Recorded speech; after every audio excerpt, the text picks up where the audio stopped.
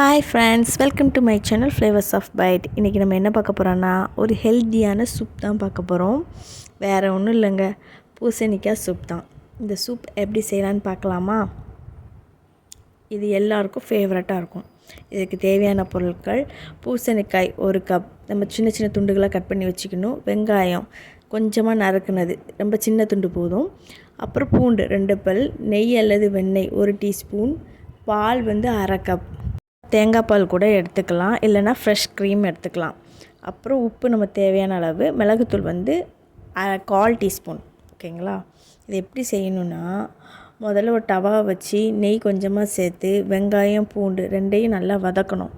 அப்புறம் பார்த்திங்கன்னா, நம்ம பூசணி துண்டு இருக்குல்ல, அதையும் போட்டு நல்லா 2 நிமிஷம் வதக்கணும். அப்புறம் 1 கப் தண்ணி ஊற்றி வேக வைக்கணும். ஒரு சாஃப்ட்டு நிலைமைக்கு வரும். சரிங்களா? 1 கப்பு தண்ணி ஊற்றி மூடி வச்சுருங்க.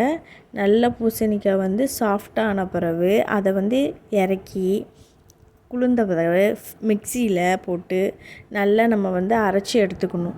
அதை திரும்ப மறுபடியும் கடாயில் வச்சு பால், உப்பு, மிளகுத்தூள் எல்லாம் போட்டு நல்லா 2 மினிட்ஸ்க்கு கொதிக்க வச்சு ஒரு க்ரீமி டெக்ஸ்சரில் வரும். அப்புறம் சூப்பை நம்ம சர்வ் பண்ணலாம். இது ஒரு ஹெல்த்தியான சூப்பரான ஹிட்ஸுக்கு சூப்பராக டைஜஸ்ட் ஆகக்கூடிய சூப்பு. நம்ம காலைல பிரேக்ஃபாஸ்ட்டுக்கு முன்னாடி சாப்பிட்டா ரொம்ப ரொம்ப நல்லது. ஓகேங்களா? பாலுக்கு அப்புறம் தேங்காய் பால் கூட நீங்கள் சேர்த்துக்கலாம். ரொம்ப ரொம்ப டேஸ்ட்டாக இருக்கும். இது போன்ற ஹெல்த்தி ரெசிபீஸ்க்காக நம்ம சேனலை லைக் பண்ணுங்கள், ஷேர் பண்ணுங்கள், சப்ஸ்கிரைப் பண்ணுங்கள். தேங்க்ஸ் ஃபார் வாட்சிங்.